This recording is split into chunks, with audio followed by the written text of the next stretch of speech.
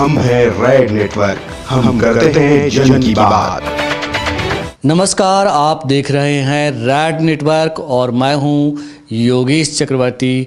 बिहार में एनडीए ने सीटों के साथ साथ अपने उम्मीदवारों के नामों का ऐलान भी कर दिया है।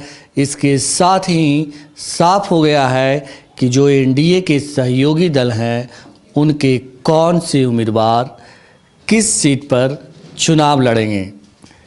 एनडीए में इस बार जो एलजेपी है, जो इसका प्रमुख घटक है एनडीए का, उसके सबसे कद्दावर नेता रामविलास पासवान चुनाव नहीं लड़ेंगे, लेकिन उनके भाई को पशुपति कुमार पारस को हाजीपुर से टिकट दिया गया है और ये कहा गया है कि ये परिवारवाद को ख़त्म करने की एक कोशिश है। क्या एनडीए की इस पहल से सचमुच परिवारवाद खत्म होगा? इस मसले पर बात करने के लिए हमारे साथ इस वक्त मौजूद हैं हाजीपुर से 2014 में आपके टिकट पे चुनाव लड़ चुके राजकुमार पासवान जी, जो इस बार भी चुनाव मैदान में डटे हुए हैं। तो आइए इनसे बात करते हैं। राजकुमार जी, रेड नेटवर्क में आपका बहुत स्वागत है। जी, बहुत बहुत धन्यवाद, नमस्कार। राजकुमार जी, रामविलास पासवान इस बार चुनाव नहीं लड़ेंगे, उनकी जगह उनके भाई पशुपति कुमार पारस हाजीपुर से चुनाव मैदान में होंगे। कुछ बोझ हल्का हुआ है आपका? देखिए, मेरा बोझ हल्का हो या ना हो, पर हाजीपुर संसदीय क्षेत्र का बोझ हल्का होता दिख रहा है, क्योंकि रामविलास पासवान जी के लिए तो थोड़ी सी सॉफ्ट कॉर्नर था लोगों में, लेकिन पशुपति कुमार पारस जी के लिए कोई सॉफ्ट कॉर्नर नहीं है वहाँ, क्योंकि वो ऐसे सुखभोगी व्यक्ति हैं कि वातानुकूलित माहौल से बाहर निकलते नहीं हैं और ना ही जनता के बीच वो जाते हैं। रही बातें उनकी पुरानी इतिहास देखी जाए तो पशुपति कुमार पारस जी खगड़िया अलौली से पहले विधायक रहा करते थे और वहाँ से विधायक के साथ साथ मंत्री भी रहे हैं बिहार सरकार में। वहाँ पे ये देखने को मिला कि आज तक उस क्षेत्र का उद्धार नहीं हुआ, कल्याण नहीं हुआ। तो मुझे लगता है कि हाजीपुर का क्या होगा। और ऐसे हैं कि उनके बारे में, उनके कैरेक्टर का हो, चाहे उनकी व्यक्तिगत पर्सनालिटी का हो, चाहे किसी भी व्यक्ति किसी तरह से सभी लोग जानते हैं, उनका चेहरा को पहचानते हैं, उनके चेहरे को पहचानते हैं। आपने कहा कि मेरा बोझ तो कम नहीं होगा, लेकिन हाजीपुर का बोझ कुछ कम ज़रूर होगा। ये बताएं, जो रामविलास पासवान हैं एक कदावर नेता हैं, दलितों के कदावर नेता हैं, रामविलास पासवान जी कहाँ चुक गए? देखिए, आप लोग बार बार मीडिया वाले लोग चलाते हैं कि रामविलास पासवान जी बहुत बड़े कद्दावर नेता हैं। वो कद्दावर नेता थे 90 से पहले। अब वो परिवारवाद वाले अगर कद्दावर नेता कहेंगे तो ये कहीं ना कहीं सही होगा, क्योंकि एनडीए ने 6 रिजर्व सीट में से 3 रिजर्व सीट उनको दिए हैं और 2 जगह से उनका भाई लड़ रहा है चुनाव और 1 जगह से बेटा लड़ रहा है। तो वो ऐसी कद्दावरगिरी किस काम का? आप निकले थे समाजवाद का चोला पहन करके और आज परिवारवाद में जाके फंस गए हैं और उससे बाहर निकलने का नाम नहीं। उदार दिलता होती रामविलास पासवान जी की, जब वहीं के कोई स्थानीय अनुसूचित जाति जनजाति किसी दलित के बेटा को हाथ उठा के कहते कि लोजपा का प्रत्याशी ये मेरा होगा, तो एक और बड़ा उदारता होता और वाकई में कद्दावर नेता होते। राजकुमार जी, हम इससे पहले हाजीपुर के दौरे पे थे और हाजीपुर से मैंने जन की बात भी की है। जनता रामविलास पासवान से नाराज़ है।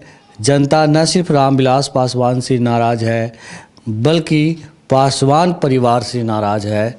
क्या पासवान, जो पशुपति कुमार पासवान हैं, उनको जनता रामविलास पासवान की तरह हाथों हाथ लेगी? सर, पशुपति कुमार पारस जी का इतना ही पहचान है कि वो रामविलास पासवान जी का मझले भाई हैं। इससे ज़्यादा पशुपति कुमार पारस जी का पहचान नहीं है। हाँ, उनके नाम पे एमएलसी बन जाना, उनके नाम पे मंत्री बन जाना, वो तो बहुत लोग पीढ़ी दर पीढ़ी चला आ रहा है, लेकिन पशुपति कुमार पारस हाजीपुर संसदीय क्षेत्र में जरा भी नहीं टिक पाएंगे। उनको वहाँ से लोग, जनता, वहाँ की जनता हरा के भेजेगी। राजकुमार जी, मेरा सवाल ये था कि आप खुद एक उम्मीदवार हैं, आप खुद उस क्षेत्र से चुनाव लड़ रहे हैं, तो आप तो उनकी आलोचना करेंगे ही करेंगे। जी हाँ, बिल्कुल आपका ये कहना सही है कि मैं खुद उनके खिलाफ चुनाव लड़ रहा हूँ तो आलोचना लाजमी है।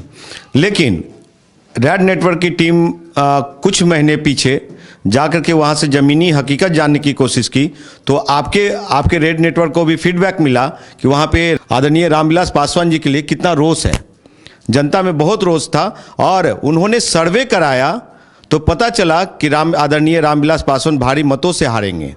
लेकिन अभी भी आपको बता दें कि जितने भी अनुसूचित जाति, जनजाति और पिछड़ा और अल्पसंख्यक भाई लोग हैं, उन लोगों में इतना रोष है इनके खिलाफ कि इस बार जो हारने का गिनीज बुक ऑफ रिकॉर्ड कायम हो गया वहाँ पे। एक चीज़ बताएं, हारने का गिनीज बुक ऑफ रिकॉर्ड कायम होगा। हम आपको बताएं कि रामविलास पासवान जी हाजीपुर से जीत का Guinness book of world record बना चुके हैं, भारी मोहब्बत से जीत चुके हैं। ये बताएं कि आप जैसे जो उम्मीदवार हैं, छोटे दलों से हैं, निर्दलीय जो लड़ते हैं, इस चुनाव में कहाँ हैं? अभी तक मैं बता दूं कि 1977 से लेकर के अब तक रामविलास पासवान जी ने जरा भी स्पेस नहीं दिया निर्दलीय को, चाहे छोटे दल को। और अभी आज का जो सिनेरियो है, आज का जो माहौल है हाजीपुर लोकसभा संसदीय क्षेत्र में, कि 77 वाला हाल हो चुका है। जिस तरह से Ramvilas Paswan ji Guinness book of record का ताज पहन करके गए, उसी तरह से मुझे लगता है कि इस बार कुछ न कुछ होने वाला है, क्योंकि एनडीए ने रामविलास पासवान के मझले भाई पशुपति कुमार पारस को उतारा है। उधर से संभावित उम्मीदवार, महागठबंधन के संभावित उम्मीदवार शिवचंद्र राम हो सकते हैं। तो इसमें जो शिवचंद्र राम जी हैं, उनका राजा पाकर से जो वो विधायक हैं, उनकी स्थिति ठीक नहीं है। वहाँ के जनता में उनके खिलाफ भी बहुत ज़्यादा रोष, आवेश, आक्रोश है। और हो सकता है कि अगर शिवचंद्र राम भी हारे तो राजा पाकर से भारी मतों से हारेंगे। वहाँ पे हाजीपुर संसदीय क्षेत्र 6 विधानसभा में सबसे बड़ी हार होगी तो राजा पाकर से। लेकिन शिवचंद्र राम के बारे में कहा जाता है कि वो एक बहुत ही मजबूत और साथ में स्वच्छ और ईमानदार छवि के नेता है। देखिए, कितना स्वच्छ और ईमानदार छवि के नेता हैं वो वहाँ के जनता से जाकर के आप पूछिए, क्योंकि वो पहले भी महुआ जब रिजर्व सीट थी तो महुआ विधानसभा से वो विधायक रहे, और राजा पाकर से भी अभी वर्तमान विधायक हैं, मंत्री भी बने वो।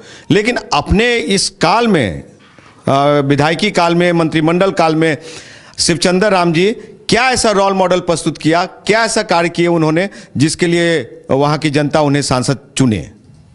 शिवचंद्र राम जी के बारे में कहा जाता है कि वो अपनी क्षेत्र के लोगों के लिए, जो पार्टी के सुप्रीमो हैं, उससे भी लड़ने में नहीं चूकते हैं। देखिए, पार्टी के सुप्रीमो के सामने शिवचंद्र राम जी का कोई औकात नहीं है। मैं व्यक्तिगत रूप से जानता हूं, लालू प्रसाद यादव जी के सामने किसी की मजाल नहीं कि चू तक कर दे। नहीं, अपनी बात तो रख ही सकते हैं ना। देखिए, एक बात रखना और वो काम करवा लेना, ये बहुत फर्क होता है। शिवचंद्र राम जी आज तक वहाँ का जन कल्याण में, चाहे जन योजना आज तक नहीं पहुंचा पाए, न कोई विकास कार्य कर पाए। राजा पाकर की सड़कें इतनी जर्जर हालात है, वहाँ पे पुल का जो बाजार में जो राजा पाकर पुल का जो निर्माण अभी तक पड़ा हुआ है, वो उसका व्यवस्था इतना चरमराया हुआ कि पूछिए मत, वहाँ के लोग त्राहिमाम हैं। तो क्या लगता है आपको कि अभी जो मौजूदा 2019 के लोकसभा के चुनाव में जब वोटिंग होगी, तो वोटिंग के बाद वो कौन सा नेता होगा जो फाइनल मुकाबले में जीत हासिल करेगा? देखिए सर, वैशाली की जो धरती है ना, वहाँ के वोटर बहुत ही बुद्धिजीवी हैं, समझदार हैं।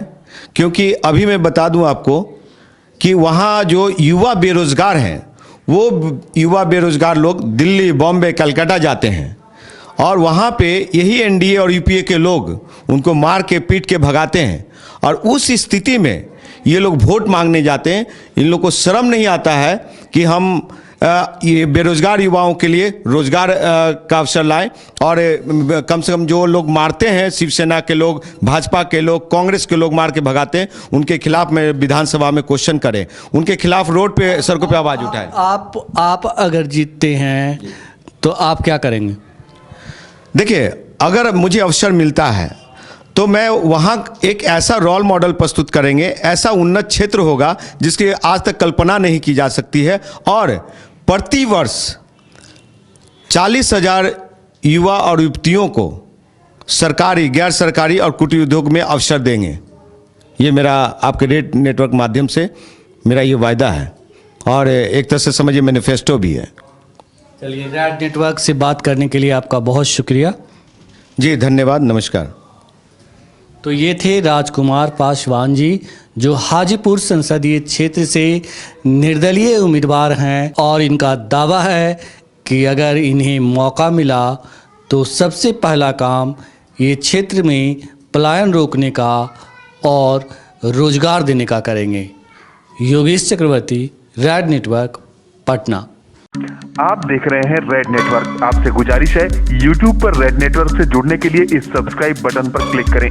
सब्सक्राइब बटन के साथ ही घंटी बनी हुई है, उस पर जरूर क्लिक करें ताकि जब भी हम नया वीडियो अपलोड करें आपको तुरंत इसकी जानकारी मिल जाए और आप लगातार जुड़े रहें रेड नेटवर्क के साथ।